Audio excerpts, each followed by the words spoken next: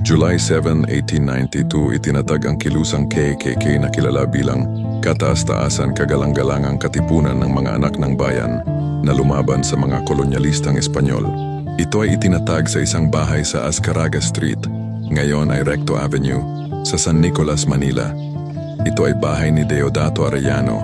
Naroon din sina Andres Bonifacio, Valentin Diaz, Ladislao Diwa, Jose Dizon at Teodoro Plata.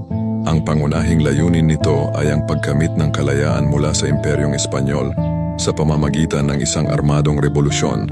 President Deodato Arellano, Santol. Ipinanganak noong July 26, 1844 sa May Santol, Bulacan, Bulacan. Controller Andres Bonifacio, May Pagasa. Ipinanganak noong November 30, 1863 sa Tondo, Manila. Fiscal Ladislao Diwa Inocon, Balete. Ipinanganak noong June 27, 1863 sa San Roque, Cavite City.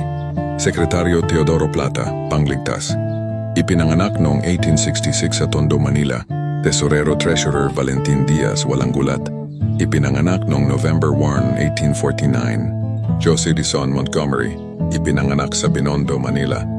Ang pagsasanib ng lihim na lipunan ay minarkahan ng isang blood compact na nagsisilbing simbolo ng katatagan ng kanilang organisasyon na naglalayong palayain ang mga Pilipino sa kamay ng mananakop na Espanyol.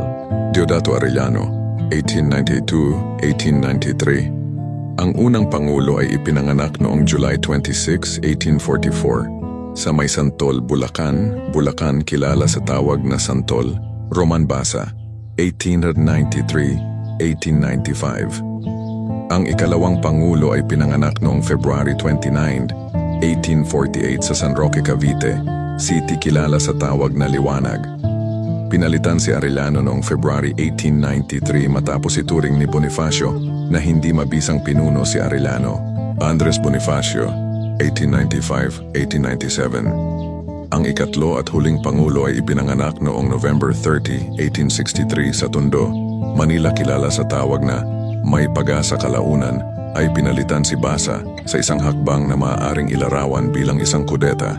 Ang KKK ay napalitan noong March 22, 1897 sa Tejeros Convention na nagtatag ng isang bagong revolusyonaryong pamahalaan, sa gayon ay pinalitan ang katipunan at pumalit sa pamumuno ng Rebolusyong Pilipino.